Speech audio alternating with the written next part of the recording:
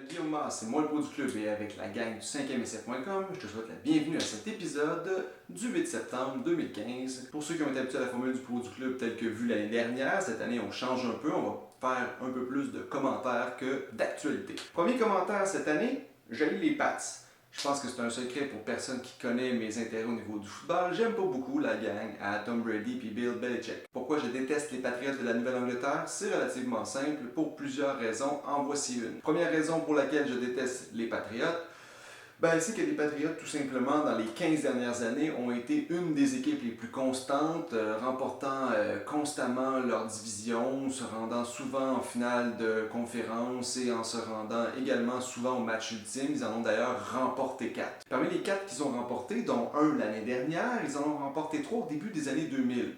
Un contre les Rams, un contre les Panthers et un contre les Eagles. À chaque fois qu'ils ont remporté ces Super Bowls, moi, j'étais du côté des Rams, j'étais du côté des Panthers et j'étais du côté des Eagles. 2 sur 3 de ces Super Bowls-là se sont décidés sur des placements dans les dernières secondes du match. Vous allez convenir avec moi que lorsque ton équipe perd par un placement dans les dernières secondes du match, ça te brise le cœur. Et mon cœur a fini de briser lorsque les Pats ont battu les Eagles et que je suis devenu officiellement un haters des Pats. Pourtant, ça n'a pas toujours été comme ça. Au début, moi, j'haïssais bien plus Peyton Manning que les Pats. Fait qu'à chaque fois que les Pats gagnaient contre Peyton Manning au mois de janvier, j'étais bien content. Mais je dois avouer qu'au lendemain de la défaite des Eagles, j'étais devenu un vrai patriote hater. Et c'est pour ça que je veux dire merci aux Giants.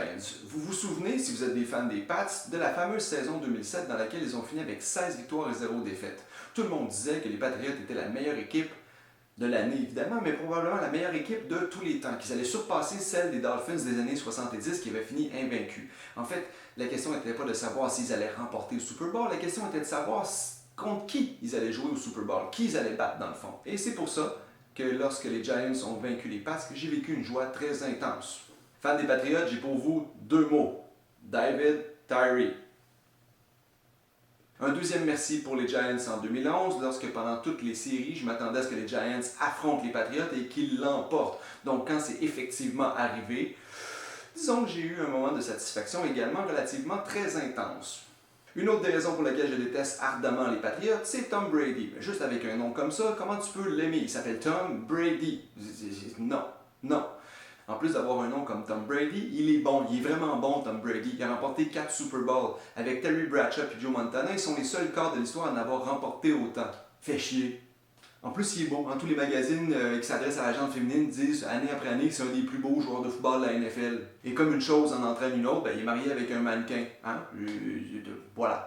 Dernièrement, j'ai écouté une entrevue avec un des anciens coéquipiers de Tom Brady à l'université avec les Wolverines du Michigan, dans laquelle cet ancien coéquipier déclarait que Tom Brady était vraiment un bon gars et qu'en plus, c'était un des champions caleurs de bière lors des parties et vraiment un gars qu'il fallait inviter. Donc, si je résume, le gars est bon, 4 bagues du Super Bowl, le gars a une femme comme mannequin, le gars a tellement de millions qu'il n'est plus capable de les compter et en plus, c'est un bon gars qu'il faut inviter à toutes les parties. Va chier, Tom. Une autre raison qui me fait détester les Pats, Bill Belichick. Je pense qu'à lui seul, il incarne ma haine contre les Patriots.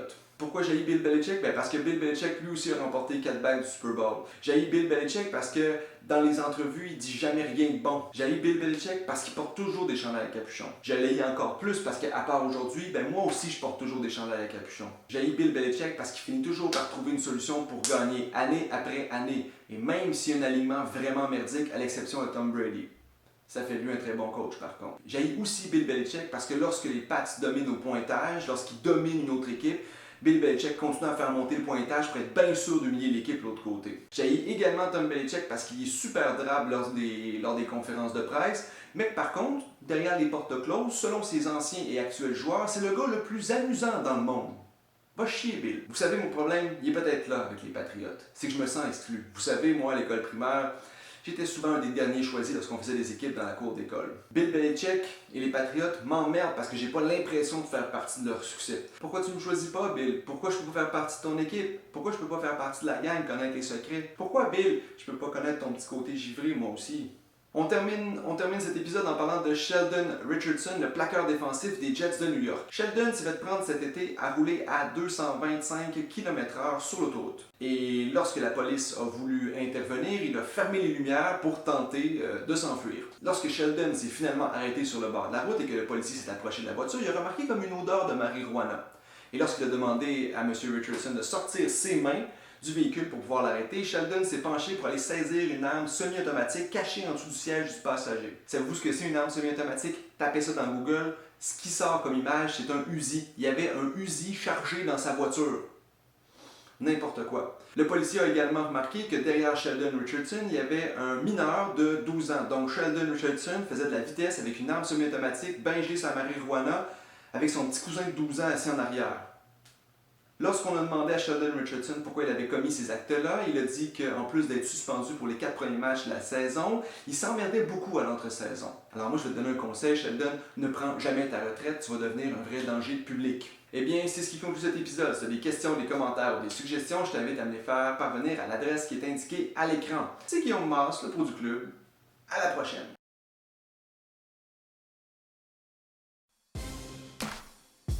Eh oui, excusez-moi, j'avais oublié. Évidemment, en début de saison, tout le monde y va de ses prédictions pour qui va gagner le Super Bowl et ce genre de choses-là. Donc, cette année, les Seahawks devraient remporter le Super Bowl contre, je sais pas moi, tiens, les Ravens de Baltimore. Bonne saison de football, tout le monde.